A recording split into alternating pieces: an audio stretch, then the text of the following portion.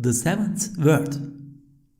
If you want to understand what valuable, difficulty-resolving talismans are the two parts of the phrase, I believe in God and the last day, which solve both the enigmatical riddle of creation and open the door of happiness for the human spirit, and what beneficial and curative medicines are reliance on your Creator and taking refuge in Him through patience and entreaty, and supplicating your Provider through thanks, and what important, precious, shining tickets for the journey to eternity, and provisions for the hereafter, and lights for the grave, are listening to the Quran, obeying its commands, performing the prescribed prayers, and giving up serious sins. Then listen and pay attention to this comparison.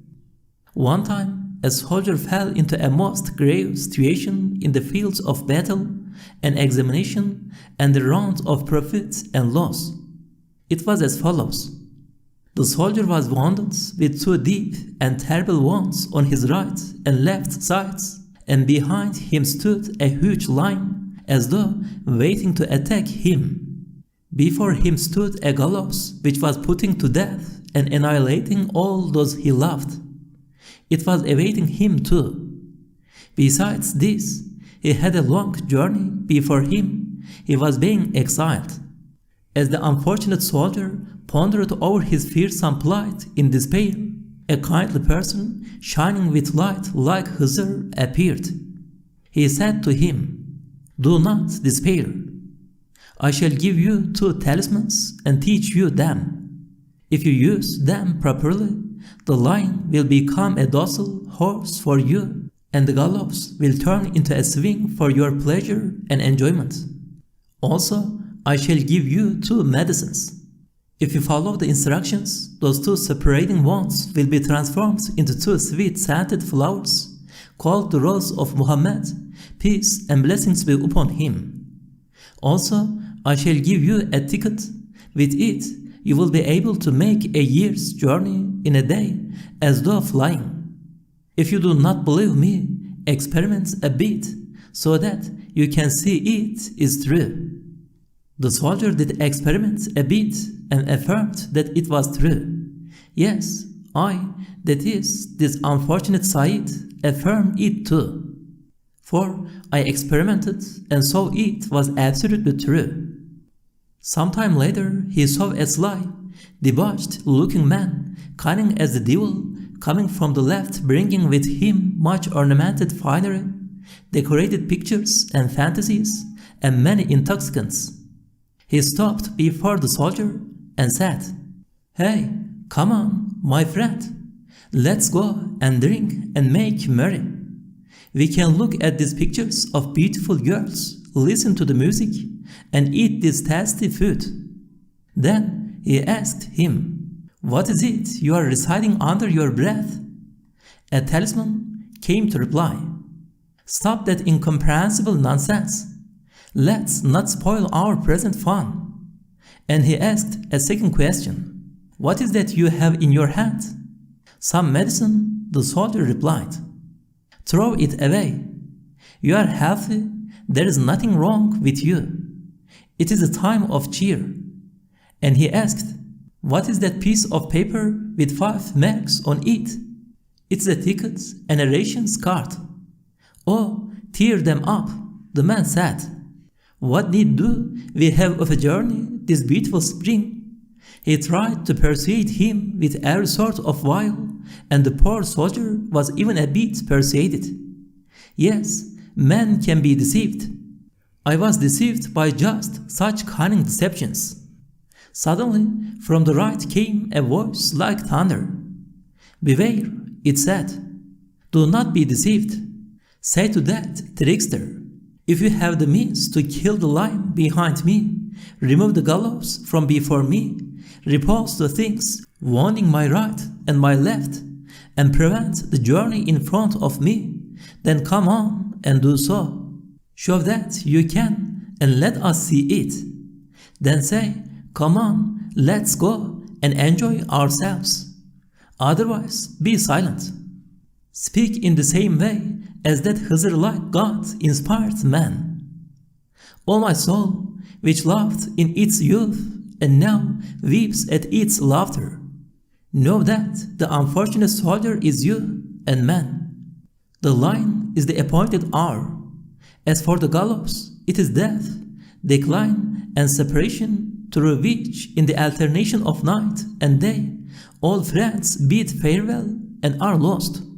Of the two wants, one is man's infinite and troublesome impotence, while the other is his grievous and boundless poverty. The exile and journey is the long journey of examination which passes from the world of spirits through the womb and childhood to old age, through the world and the grave and the intermediate realm to the resurrection and the bridge of Sirat. As for the two talismans, they are belief in Almighty God and the hereafter. Yes, through the second sacred talisman, death takes on the form of a mastered horse, a steed to take believing man from the prison of this world to the gardens of paradise and the presence of the most merciful one. It is because of this that the wise who have seen death's reality have loved it. They have wanted it before it came.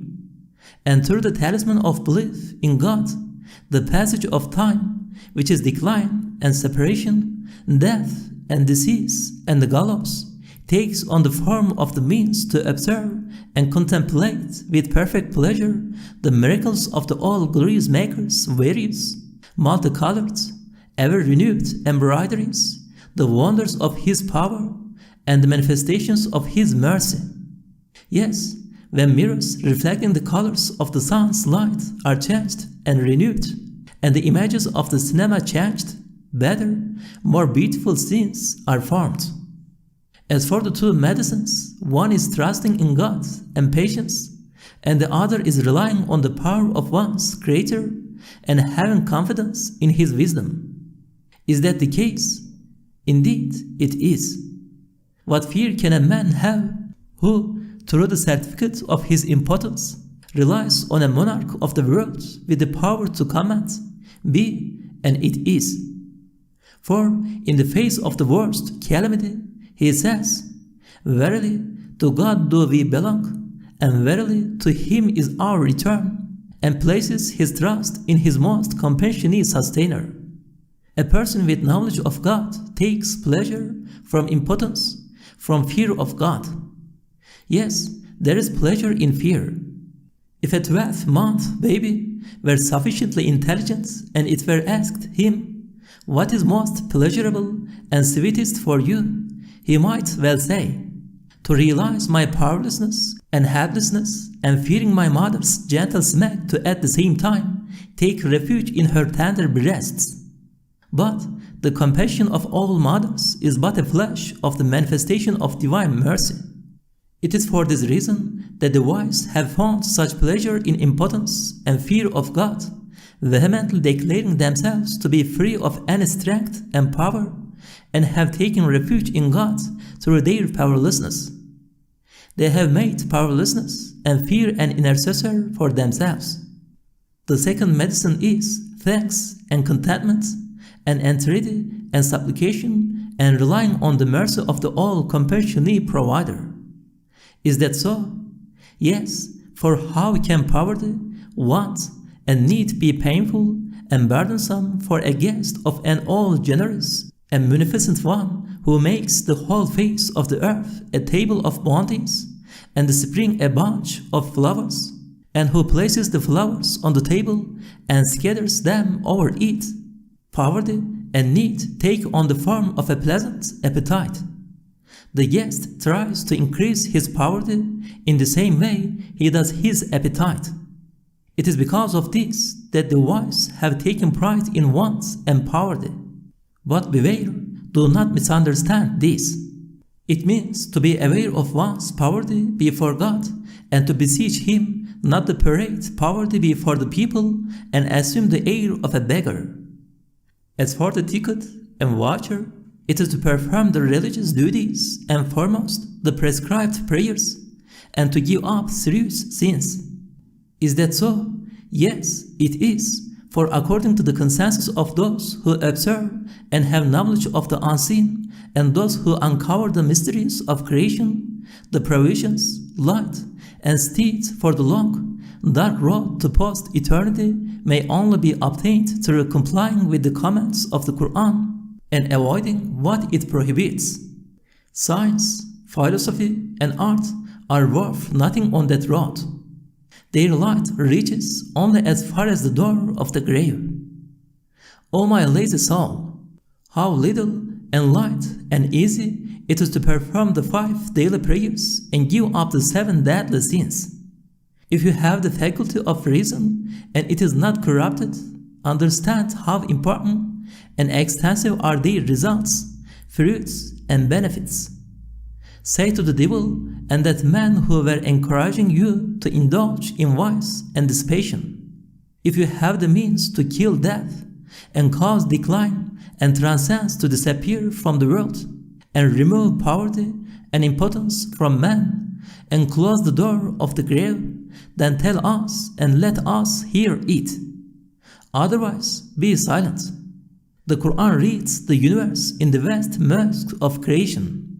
Let us listen to it. Let us be illuminated with that light. Let us act according to its guidance. And let us recite it constantly. Yes, the Quran is the word. That is what they say of it. It is the Quran which is the truth and comes from the truth and says the truth and shows the truth and spreads luminous wisdom. O God, illuminate our hearts with the light of belief and the Quran. O God, enrich us with the need of you and do not impoverish us with the lack of need of you. Make us free of our own strength and power and cause us to take refuge in your strength and power. Appoint us among those who place their trust in you and do not entrust us to ourselves. Protect us with your protection. Have mercy on us and have mercy on all believing men and women. And grant blessings and peace to our Master Muhammad, your servant and prophet, your friend and beloved, the beauty of your dominion and the sovereign of your art, the essence of your favor and the sun of your guidance, the tongue of your proof and the exemplar of your mercy, the light of your creation and the glory of your creatures, the lamp of your unity in the multiplicity of your creatures, and the disclosure of the talisman of your beings, the herald of the sovereignty of your dominicality, and the announcer of those things pleasing to you, the proclaimer of the treasuries of your names, and the instructor of your servants, the interpreter of your signs, and the mirror of the beauty of your dominicality, the means of witnessing you and bearing witness to you, your beloved and your messenger, whom you sent as a mercy to all the worlds, and to all his family and companions, and to his brothers among the prophets and messengers, and to your angels, and to the righteous among your servants. Amen.